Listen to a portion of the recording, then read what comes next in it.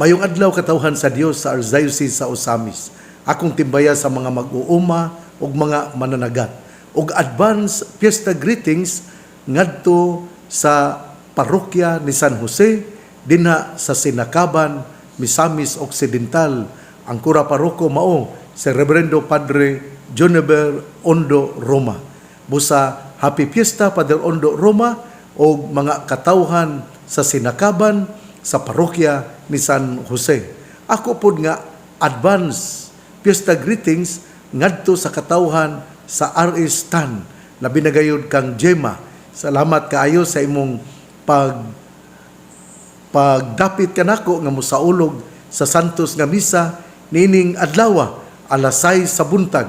Busa sa ako karon sa pagpamalandong ako ania karon sa RS Tan aron mohimo sa ako nga bisperas nga misa alang sa kapistahan ni Senyor San Jose. O ngadto usab ni Reverendo Padre Jeffrey Oracion sa iyang kasaulugan sa priestly ordination anniversary.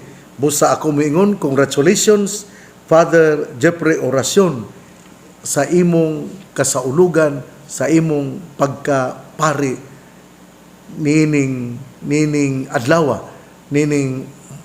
sa Miyerkules, Marso 18. Ako di ay nga birthday greetings ngadto ni Reverendo Padre Fernando Diding Aguilar Jr. Ika-50 niya katuig karon sa pagkahimugso nining kalibutana. Busa ngadto ni Father Fernando Diding Aguilar Jr. Happy birthday. Father Diding, you are very serious and very productive in your priestly life. Salamat sa imong pagkapari, salamat sa imong pagkamakugihon nga pagpang-alagad. Usbon ko, birthday karon ni Father Fernando Diding Aguilar Jr. Busa ako moingon, happy birthday Father Diding Aguilar Jr. Padayon kami nga magampo kanimo, dili lang karong adlaw, kundi sa tanan nga mga adlaw samtang may pinitik pa kining kasing-kasing nga buhi pa. O ngadto usab sa katawhan sa Sinakaban, happy fiesta Father Ondo Roma og mga parokyano ni San Jose sa Sinakaban, Misamis Occidental. Happy fiesta sa Sinakaban, happy fiesta sa RS Tan. Ang ato karong ebanghelyo nining adlaw Miyerkules atong kutluon sumala sa ebanghelyo ni San Juan. Si Jesus mingon ngadto sa mga Hudiyo, ang akong amahan nagbuhat hangtod karon ug ako usab nagbuhat. Tungod niini misamo tinuon ang tinguha sa mga kadagkuan sa mga Hudiyo sa pagpatay kaniya. Sanglit dili lamang kay gilapas niya ang balaod sa adlawng igpapahulay kundi mingon pagyud siya nga ang Dios iyang amahan ug sa ingon niini gipakasama niya ang iyang kaugalingon nga Dios. Busa mitubag si Jesus kanila, sultihan ko kamo, ang anak walay mahimo sa iyang kaugalingon. Nagbuhat lamang siya sa nakita niya nga gibuhat sa iyang amahan. Ang gibuhat sa iyang amahan, gibuhat usab sa anak. Kay ang amahan nahigugma sa anak ug nagpakita ngadto sa anak sa tanan nga iyang gibuhat. Ug ipakita pagayod kaniya sa amahan ang mga butang nga labi pang kahibulungan kay niini ug mahibulong kamong tanan. Kay ingon nga banhawon sa amahan ang mga patay ug hatagag kinabuhi, banhawon usab sa anak ug hatagag kinabuhi ang buot niyang banhawon. Ang amahan dili maghukom kang bisan kinsa kay gihatag niya sa iyang anak ang hingpit nga katungod sa paghukom. Aron ang tanan magpasidungog sa anak, ingon nga sila nagpasidungog sa amahan. Ang dili magpasidungog sa anak, dili usab magpasidungog sa amahan nga nagpadala kaniya. Sultihan ko kamo, ang mamati sa akong gisulti og mutuo kaniya nga nagpadala kanako, may kinabuhing dayon. Siya dili silutan, kay nakalatas naman siya gikan sa kamatayon ngadto sa kinabuhi. Sultihan ko kamo, taliabot ang panahon og kini miabot na nga ang mga patay makabati sa tingog sa anak sa Dios ug mabuhi ang magpatalinghog niini. Ingon nga ang amahan mao ang tinubdan sa kinabuhi, gihimo usab niya ang iyang anak nga tinubdan sa kinabuhi. Ug iyang gihatagan ang anak sa katungod sa pagsilot kay siya mauman ang anak sa tao. Ayaw kamo kahibulong niini kay moabot ang panahon nga makadungog sa iyang tingog ang tanan nga mga patay nga anaa sa mga lubnganan ug manggula sila sa ilang lubong kadtong maayog binuhatan mabanhaw og mabuhi ug kadtong daotag binuhatan mabanhaw apan silutan. Wala ako'y mahimo sa akong kaugalingon, maghukom lamang ako sumala sa isulti sa Dios kanako. Busa ang akong hukom matarong kay wala man ako magtinguha pagbuhat sa akong kabubuton kundili sa kabubuton sa nagpadala kanako. Ebanghelyo sa tong Ginoo, daygon ikaw o Kristo. Mga igsoon, ang atong ebanghelyo karon, ang sentro mao gayod nga ang amahan ug ang anak usara. Ug duna sila'y mainiton ug mahigugmaon nga pagsandurotay sa usag-usa. Nindot gyud nino, labi na gayod niadtong mga anak nga adunay konflikto sa ilang mga amahan. Ang ato karong ebanghelyo nindot man gyud kaayo kay gahisgot man ni sa relasyon ni Hesus ngadto sa iyang amahan, ang Dios amahan. O dinhi gipakita nga ang ilang maanindot nga relasyon, ang ilang unity maoy nakahatag og maanindot nga ugma sa ato nga katawhan. Importante po ni kini alang sa atong mga politicians kay kung magsige lang galig hunahuna sa kining sa bahin sa impeachment ni Vice President Sara Duterte, wala gyud focus ang ato nga mga magbabalaod. Ang ato pong presidente wala po'y focus. Wala magita nagunahuna hapit na kuno mahurot ang ato nga gasolina karon nga Abril, pero wa pa gyud klaro nga mga plano unsaon nga kita makahawas nining maong krisis. Maman bitaw nga ako miauhag sa kadabanay nga moampo gayon nga hatagan iuli na ang kalinaw sa kalibutan, nga muhunong na ang gubat tali sa Amerika o sa Iran o ang gubat tali sa sa Israel o sa Iran. Mao nga kung dunay maayong relasyon ana agyod ang pagkamalampuson sa tinguha. Mao kini ang gihisgutan sa ato nga ebanghelyo nga ang amahan ug ang anak dunagyoy maanindot nga relasyon.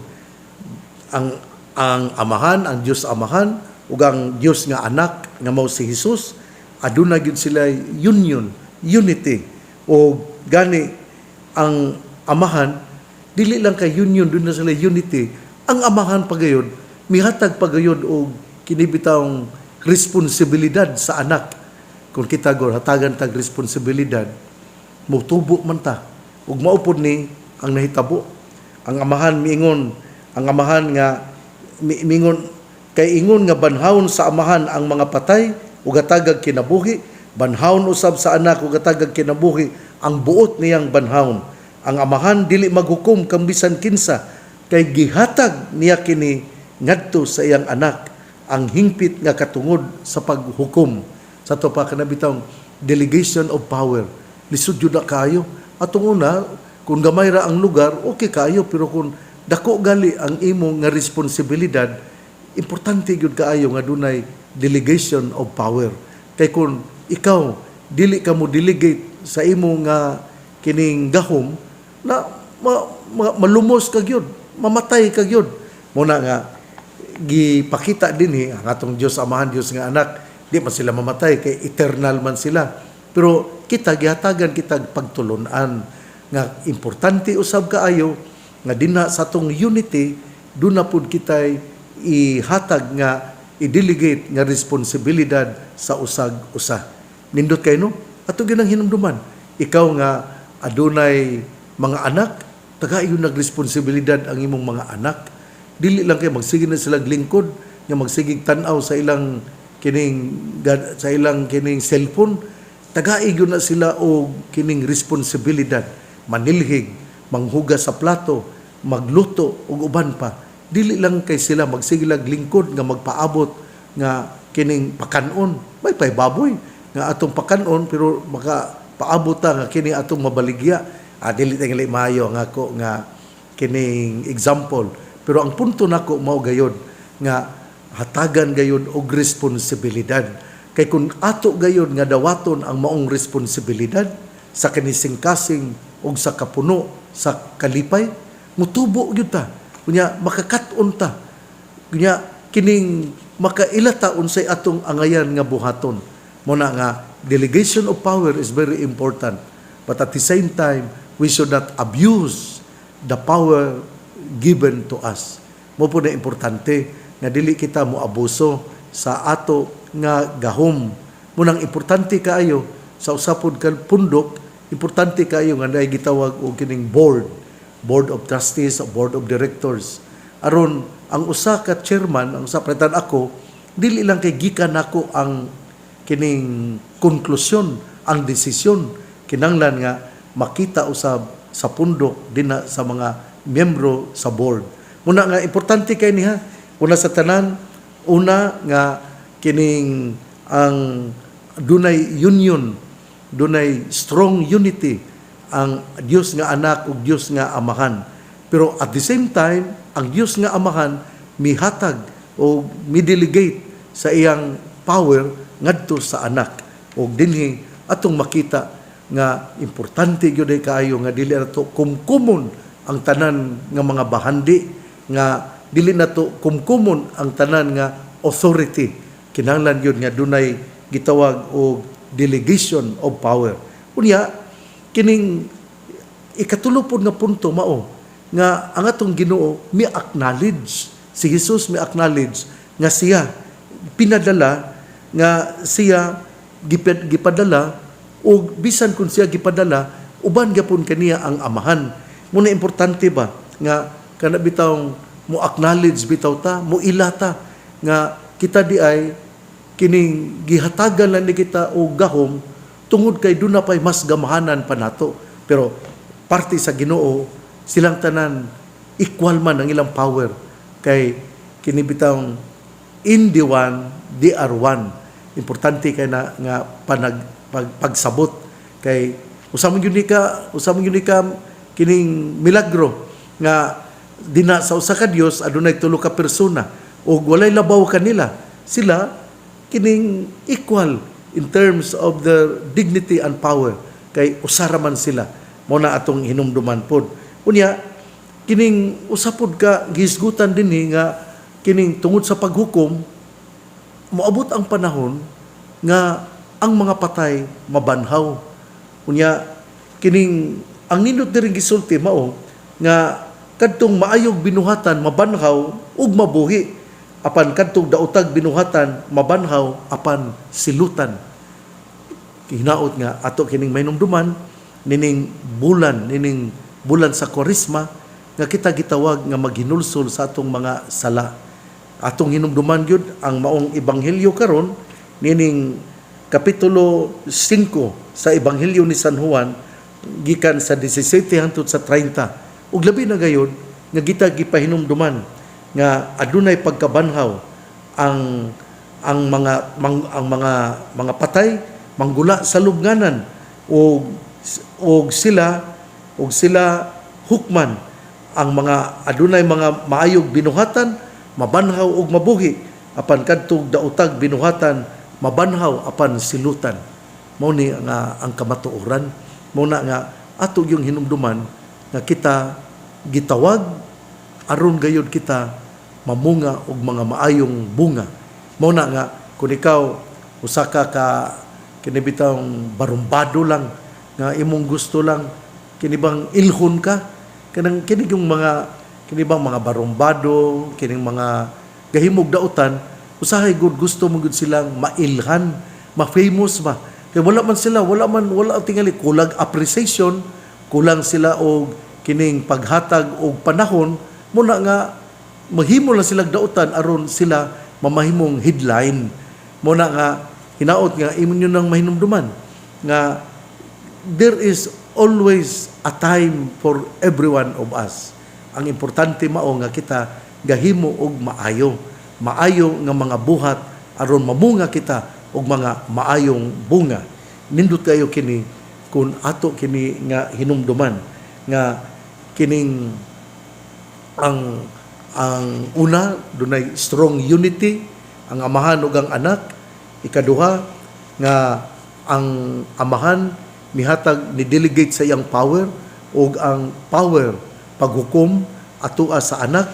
Unya gipahinumduman kita nga ang adunay pagkabanhaw ang mga tao kitang tanan mga matay o moabot ang panahon nga makadungog sa iyang tingog ang tanang mga patay nga naa sa lubnganan.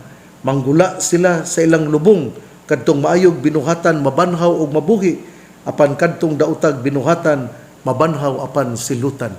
Hinaot nga ato kining mahinumduman nining adlaw Miyerkules aron kita makaila nga gipangagi auhag gayud kita nga mamunga kita og mga maayong bunga. Hinaot nga imo kining mahinumduman nga kita gitawag nga mamunga og mga maayong bunga. Nya labi na gayud atong hinumduman nga ang amahan ug ang anak dunay close relationship ug duna sila'y tim-os nga panagigugmaay sa usag-usa. Ug tungod niini nahimo nga mapananggaon nga mi-delegate sa power ang amahan aron mo'y ang anak mo'y maghukom ug kita gipahinumduman nga duna gayoy pagkabanhaw ang mga patay mubangon ug kadtong buhi pa sila ug gahimo silang mga maayong buhat sila mabanhaw ug mabuhi apan kadtong daotag binuhatan mabanhaw apan sila silutan. Igsuon ang mayong balita nga maong pulong ni Hesus ang ngayang pamation pamalandungan ug paningkamutan nga mapuy-an. Bulahan ang tao nga namati sa pulong sa Ginoo. Sama siya sa kahoy nga gitanom, daplin sa usa ka sapa, kansang dahon dili gayud malaya. Tempo sa timbunga, siya mamunga. Igsuon, ugma na usab. Ako takamong dapiton nga magampo gayod alang sa kalinaw sa tibuok kalibutan. Bisan kun moingon lang kita, Ginoo, hatagi kami og kalinaw. Magampo usa ka amahan namo, usa ka maghimaya ka Maria, ug usa ka himaya sa amahan. Unya akong dapiton ang banay, amahan, inahan ug ang anak. Nga tingali himuon ni sa alas 12 sa udto ba o sa gabi sa alas 6 alang sa mga banay aron sila magampo alang sa kalinaw. Hinaot nga ato kining seryosohon sa pagpamati nga ako gaauhag sa banay nga magampo alang sa kalinaw. Kalinaw sa tibuok kalibutan, kalinaw dinha sa atong panimalay. Ang pangaliha sa mahal nga Birhen Maria, nagisangpit sa mga misamisnon nga birhen sa kuta, ang Ginoo magapanalangin kanatong tanan. Sa ngalan samahan, sa anak, o sa Espiritu Santo. Amen. Usbon ko, padayon kita nga mag-inampuay o akong congratulations ngadto ni Father Jeffrey Oracion nga gasaulog sa iyang Presbyteral Ordination Anniversary. Congratulations, God bless, mabuhay tayong lahat.